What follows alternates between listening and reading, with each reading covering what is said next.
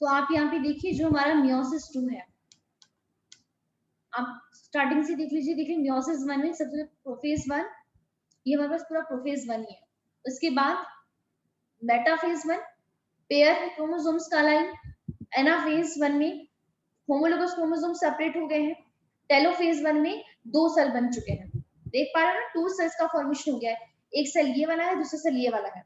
Telophase 1 के बाद ये प्रोफेज 2 आया, ये देखिए 2 सेल है, अब इनका सेपरेशन नहीं हुआ लेकिन 2 सेल हमें मिल चुके हैं। मेटाफेज 2 में देखिए इंडिविजुअल क्रोमोसोम्स लाइन है, ये हमारे पास लेकिन 2 सेल ही है इक्वेटोरियल प्लेट पर। और यहाँ पे देखिए एनाफेज 2 में क्या हुआ, सिस्टर क्रोमेटिड सेपरेट हो गए।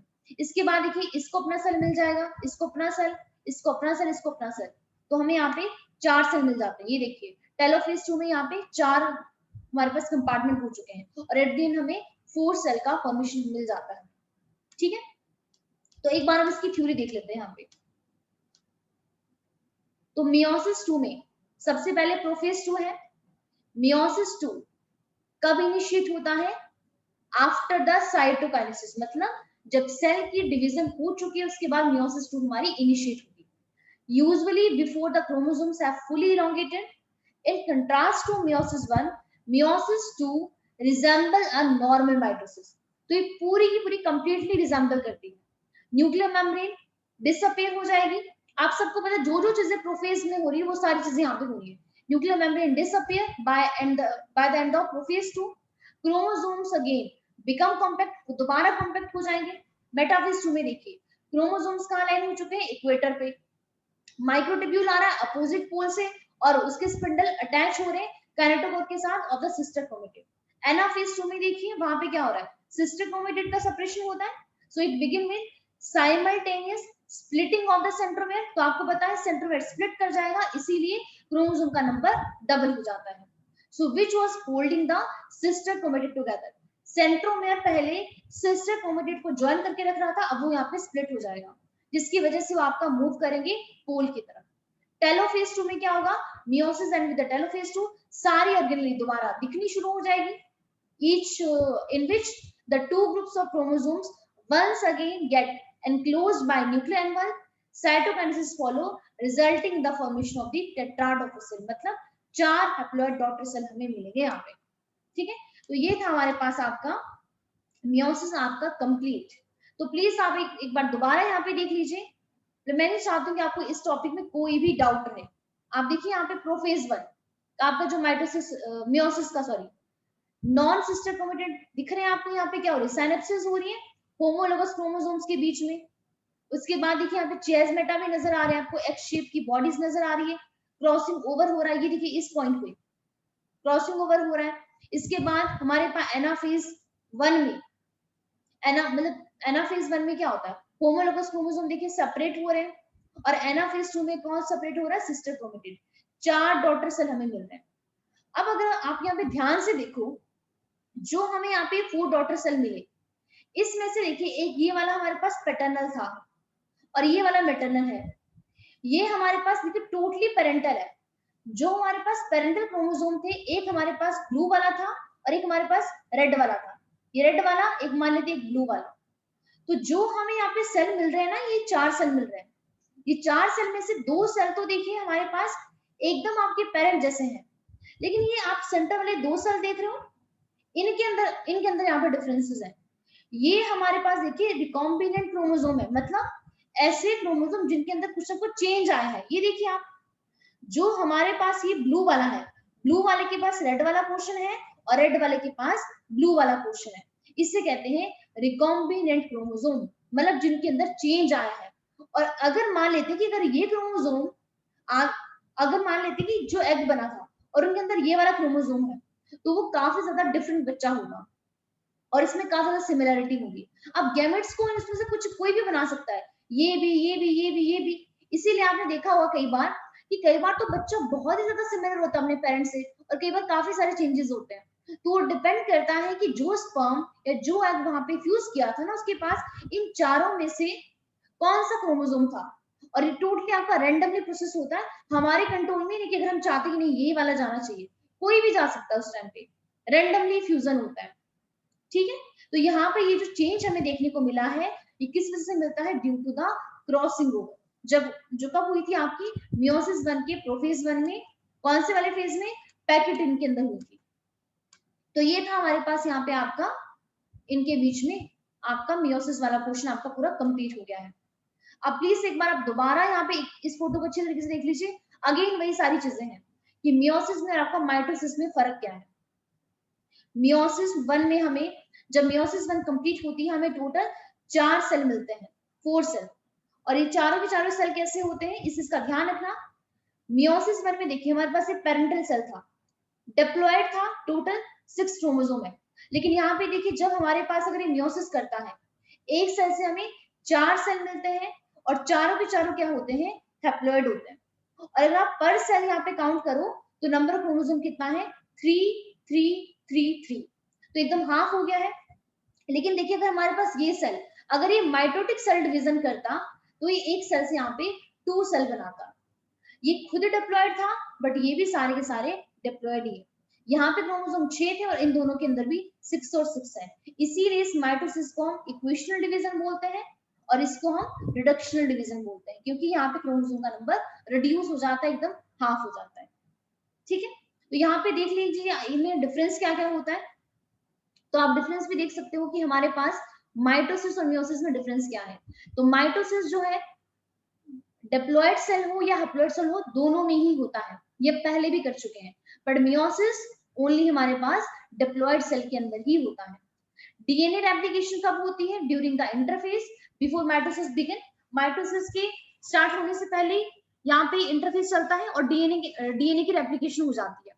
लेकिन यहाँ पे अकर during the interface before meiosis 1 begin, क्योंकि मियोसिस 2 जब आपका स्टार्ट होता है उससे पहले हमारे पास वहां पे डीएनए का रेप्लिकेशन होता ही नहीं है, ओनली 1 टाइम होता है और आपका मियोसिस 1 से पहले ही होता है। नंबर ऑफ डिवीजन, कितनी टाइम डिवीजन हो रही है माइटोसिस में, 1 टाइम, सबको पता है। एक ही टाइम डिवीजन होती है, एक ही टाइम साइटोकाइनेसिस हो रही है, बट यहाँ पे देखिए 2 टाइम डिवीजन होती है। इसीलिए 2 फेज ही, प्रोफेज भी 2 है, मेटाफेज की भी 2 है, एनाफेज भी 2 है और हमारे पास टेलोफेज भी 2 है। साइनेप्सिस ऑफ होमोलोगस क्रोमोसोम, आप सबको पता है प्रोफेज 1 के जाइगोट में जाकर ही क्या होता है, साइनेप्सिस होता है। वहीं पर ही क्रॉसिंग ओवर होती है, वहीं पे ही हमें चेजमेटा देखने को मिलता है।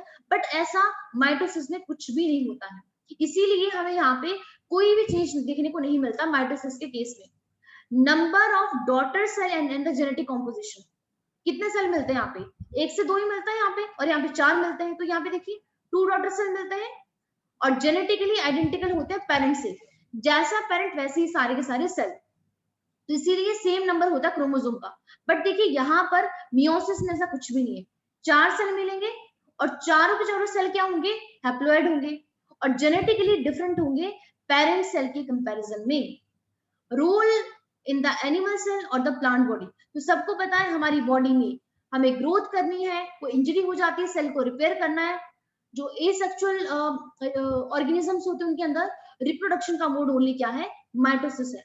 बट मियोसिस का रोल क्या होता है, प्रोड्यूस द गैमेट्स, गैमेट्स का फॉर्मेशन करना एनिमल के अंदर। और जो छोटे प्लांट्स होते हैं ना वहां पे स्पोर का फॉर्मेशन भी आपका मियोसिस से ही होता है, जो क्रोमोसोम का नंबर एकदम रिड्यूस कर देते हैं। तो ये था हमारे पास एक कंपैरिजन।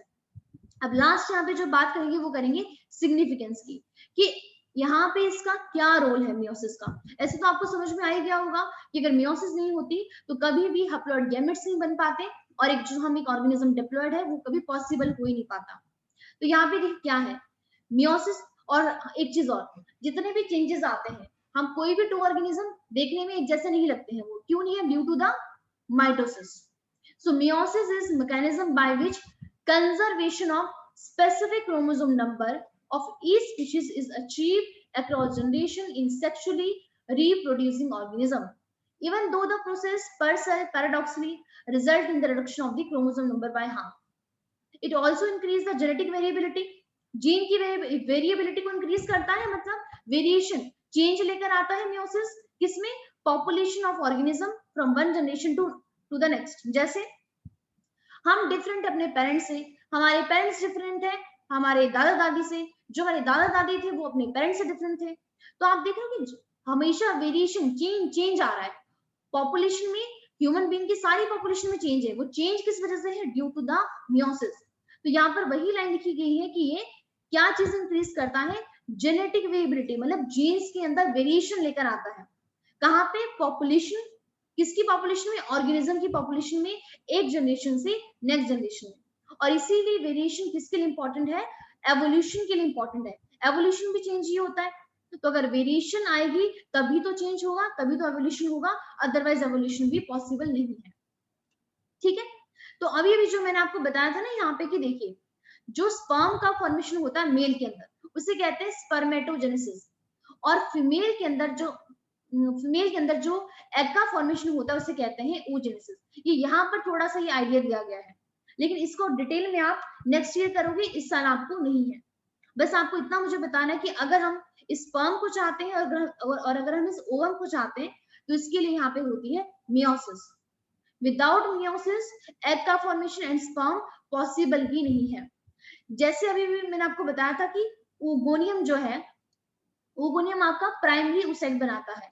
तो जिसकी मैं बात करी थी ना कि प्राइमरी oocyte जो होते हैं, जब एक लड़की का बर्थ भी नहीं हुआ होता ना, उसी टाइम पे उसकी सारी ओवरी में बन जाते हैं, और ओवरी के अंदर ये प्राइमरी oocyte आपका मियोसिस आपका स्टार्ट भी कर देता है। लेकिन मियोसिस का जो आपका प्रोफेज 1 वाली स्टेज होती है ना, वहां पे आके इसको अरेस्ट कर दिया जाता है, रोक दिया जाता है कि अब आपको फर्दर डिवाइड नहीं करना है। तो कौन सी वाली स्टेज होती है प्रोफेज 1 की भी? आपकी डिप्लोटिन स्टेज। जो आपने पढ़ा था कि बहुत सारे oocyte ऐसे होते हैं वर्टेब्रेट के, जो आपके कई बार आप कम से कम उसी स्टेज में रहते हैं, कई बार कुछ महीनों तक और कई बार आपके साल भर तक। तो ये वही बात है हमारे पास।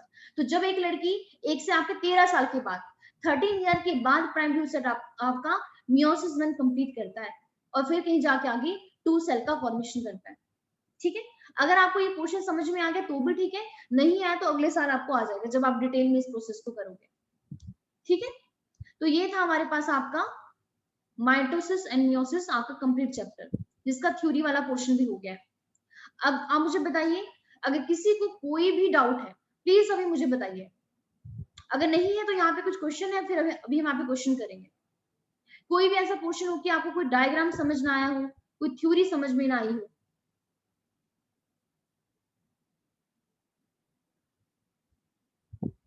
चैप्टर थोड़ा सा भी इमेजिन करना आप लोगों के लिए डिफिकल्ट है, मुझे पता है, लेकिन आपको धीरे धीरे चीजें समझ में आ जाएगी।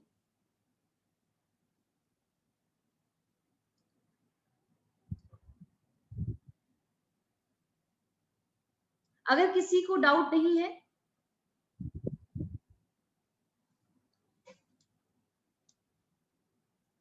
तो प्लीज आप इस क्वेश्चन को करना स्टार्ट कीजिए। एक ही क्वेश्चन करेंगे बट इसमें काफी कुछ कवर हो जाएगा।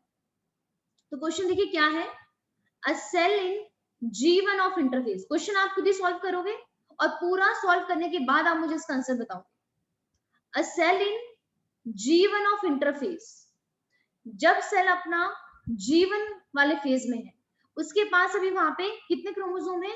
8 क्रोमोसोम है। So how many chromosomes and how many DNA molecules will be found per cell at this cell progress through the following stages? अब प्लीज यहाँ पे हमारे पास कुछ ना टाइप्स दिए गए हैं कि अगर हमारे पास G1 इंटरफेज में 8 क्रोमोसोम है पर सेल में, तो आप मुझे बताइए कि जब ये सेल हमारा G2 में गया, उस टाइम पे वहां पे क्रोमोसोम का नंबर कितना होगा? मेटाफेज ऑफ माइटोसिस में गया, ये सेकंड केस है, तब कितना होगा? एनाफेज ऑफ माइटोसिस में गया, तब कितना होगा? आफ्टर साइटोकाइनेसिस, तब कितना होगा? मेटाफेज ऑफ मियोसिस, इसमें कितना होगा? मेटाफेज 2 ऑफ मियोसिस, तब कितना होगा? And after cytokinesis of meiosis 2। ये प्लीज आपको केस बनाने 1 2 3 4 5 6 और 7 केस है टोटल। तो आपको सब में बताना है कि क्रोमोसोम का नंबर कितना कितना होगा, और सॉरी क्रोमोसोम भी एंड आपके डीएनए भी, दोनों चीजें पूछी गई है। How many chromosomes and how many DNA molecules will be found पर सेल। तो आपको डीएनए कंटेंट एंड क्रोमोसोम दोनों चीजें बतानी है। समझ में आ गया आपको क्वेश्चन?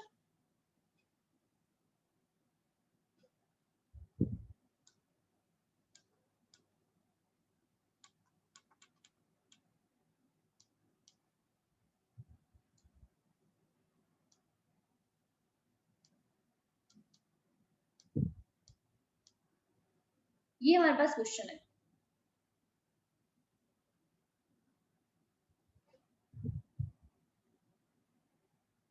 और प्लीज जब आप आंसर मुझे दोगे तो प्लीज वहां पे लिखना भी कि आप एक का आंसर दे रहे हो, सेकंड का दे रहे हो, थर्ड का किसका दे रहे हो।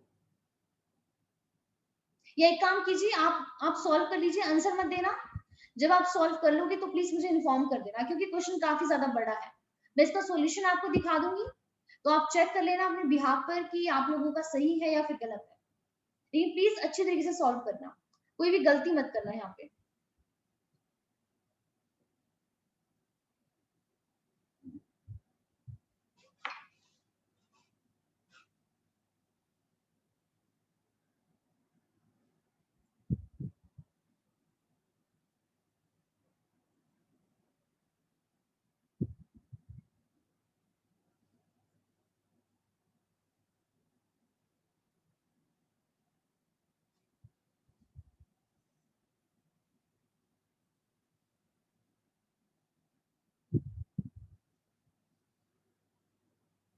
मैंने ऐसे क्वेश्चन आपका ग्रुप पे भी मैं डाल रही हूँ।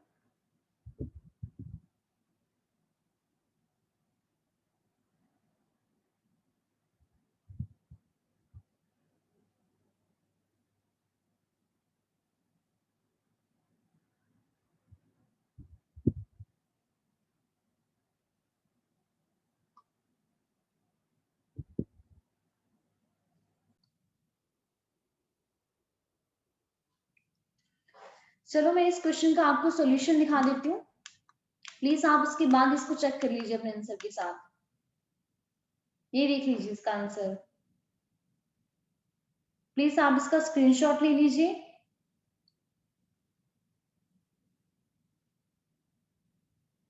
नंबर ऑफ क्रोमोसोम, यहाँ पे सारी चीजें दी गई जो आपका क्वेश्चन में पूछा गया था ना। Number of chromosome per cell and number of DNA molecules per cell. यहाँ पे देखिए दोनों चीजें दी गई हैं। ये तो ओके, नेक्स्ट क्वेश्चन है ये वाला। तो जितना भी आपने सॉल्व किया है प्लीज आप एक बार उसको चेक कीजिए। देव्यम, कोमल, परिणीति बताइए।